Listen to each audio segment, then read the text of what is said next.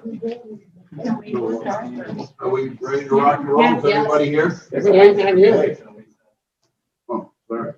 Excuse me, across the hall there, I'm ready to start my hearing. My segment, a little respect to them. I want to welcome everybody to Support Service Committee there for November 23rd. I'll start with calling the meeting in order. Can I have approval for the prior minutes? Supervisor Butler and Will. Anybody up there? Do we have anybody else? Ms. Hogan is making the second. Thank you, Supervisor Hogan. Okay, first on the agenda, we'll Mr. start off. McGowan, can you call a vote on the minutes, please? Oh, sure. Sorry. Can I call a vote on the minutes there? Everybody approve? Aye. Thank you. Opposed? So moved. I'll call up our Office of County Clerk, Pam Local, to adapt the newly revised local government records retention schedule. So I'll let Pam explain this because she does it so nicely. Thank you very much, Mr. Chairman. Is everybody able to hear me with mask on? Is that okay? Okay, thank you very much. We have all county records, all government records are governed by a retention and disposition schedule that guides us at the local government level, city, town, county, and then also at the state level of how long to retain the records that we create. The New York State Department of Education is responsible for establishing this retention schedule. We've had them over the years, many different styles and formats. I first started working with them in the 1980s. They've gone through a few changes. And around the 1990s, early 90s, we also adopted what we call the CO1 and the CO2, the county retention schedules. And we have had that schedule since, again, circa 1989, 1990. It has gone through a significant revision, examination, and actually been combined into one schedule for both county and municipal governments. So at your town levels, you should be seeing your town clerk perhaps come to you as the supervisor for your town and request that the LGS1 be approved. This isn't really an option. This isn't an option. This is what we do. So I believe the effective date is January 1 of 2021. So all of our dispositions and retention would have to be in accord with that particular schedule. So at this point in time, when it does come to disposition, your records management officer in your town and at the county level, that would be me, would approve disposition. And that would be the track record that we would have on county government records. Okay, safeguards our department, safeguards our county, and certainly safeguards our records, which has always been a concern and an important part of my life here. In the materials that I presented to you, I gave you one of our earliest retention schedules or retention resolutions, disposition resolutions, as well as a format that the State Archives / State Education Department has also provided. County Attorney's Office would put that in the proper format, I'm sure, and and then of course submit it to the full board. I would ask if there are any questions about the retention schedule. Yes, sir. Mr. Oh, please, feel free. what are the differences between what we have in place now and what we would be required to have under the new requirements? Okay, well, probably the biggest difference would be a consolidation of this, of the schedule into one instead of 4 or 5. It's done by functionality, by different categories of records. And there are some potentially, I mean, there's hundreds of items in here, thousands of items in here. So there are potentially some changes in the length of time a record is held. That would be up to the RMO to certainly become familiar with that and to know it. In Warren County, it's not only me, but it's our records center people, the records manager for Warren County. Are we having to retain records for longer? One of the biggest ones we had in terms of length of time was the public defender records that went from 6 to 80. 80 years. 80. That's a problem for us. So we certainly encourage that department to continue on any kind of digital. Is this ultimately going to increase costs in Iron Mountain or any of the other storage costs that we have? I don't believe it will.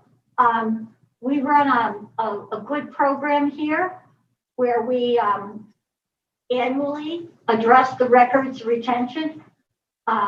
We have a number of departments that are involved in digital conversions, example, DSS or public health. They will bring certain records that are considered obsolete to us to process those out on a regular basis. So certainly we do have limited, basically finite physical space in this building, as you know.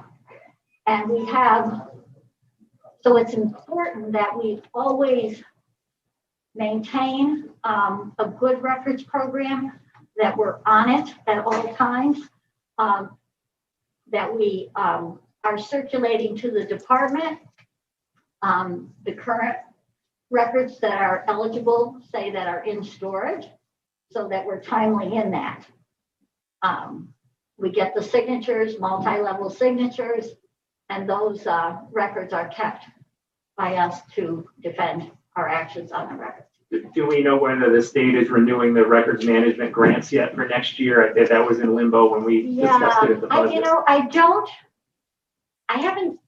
Honestly, I haven't seen on that. I think they're still talking about it. I don't have a time for a deadline for, say, submission. Everything was held over this year and extended to December 31. So right now we're busy just wrapping that up, but I'm sorry, I don't have an answer on the other one. It sounds like we don't have a choice except to abide by these new requirements. We just now have to figure out how we're going to do it and hopefully how we're going to do it without spending a lot more money. I don't see, as I said, Warren County has an established records management program by resolution. And, I don't see it in my forecast to go out and ask us to build a new facility. We don't engage in off-site storage with an outside vendor. Closest we come to that is our film, which is stored off-site, obviously to meet requirements. But each department is responsible for retaining their records in accordance with this schedule, and then being timely and attentive to disposing in a proper manner. And we offer that. Warren County offers our departments that. Thanks. Thank you. Thank you, Brian. Yes. I'd just like to add one thing. It's 242 pages long. The new schedule is, so it would have been helpful if they would have highlighted the major things for all the towns. But if you get a copy of the book, it's 242 pages long. Wow. The new schedule. But it may be the same as the old schedule, right? It's probably close. Yeah. But instead of having a municipal schedule, a county schedule, and so on, we have one called the LGS. I just have one question, Pam. would be behoovious of us to, just send out a reminder about deleting our files or departments, to stay diligent on that, to delete, ones that we don't need anymore, so we can keep an even flow, not, because I know, sometimes we can get busy and we just forget to do things. So. And that's a point, well taken. That is something, that the records manager would typically do towards the end of December. Departments will begin to notice that there might be a slightly different number associated with that, maybe even an A or a B. So that would be something that we would do under the county clerk / records department, and usually at the end of the year. But it's a crazy end of the year coming forward, so I appreciate that. We would, that would be, obviously, we'll also be letting the departments know that, by the way, if you do see something different, and it does look like a different number, it is because the schedule has had some changes. Thank you. Are there any more questions from anybody? All right, so I guess we need to call a vote to approve the adoption of the newly revised New York State retention disposition schedule for the county government records, LGS 1. Do I have a motion? So moved. What was that? Supervisor Leggett. Thank you, Supervisor Lee. Do I have a second? Second. Sue, thank you. All right, so, is there,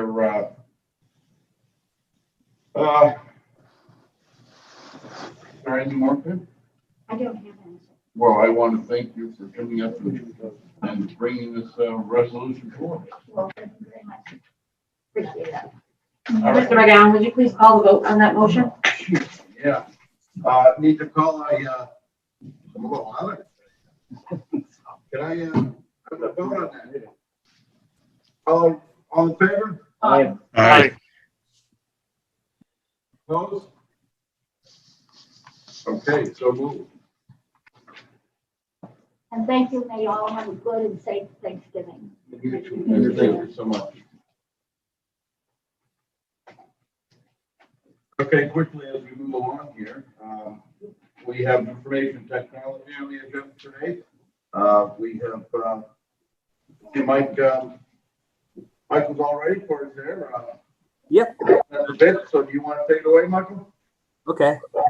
Just have one resolution today to amend the county budget. Our phone expenses are a lot higher this year with COVID and some rate changes and whatnot.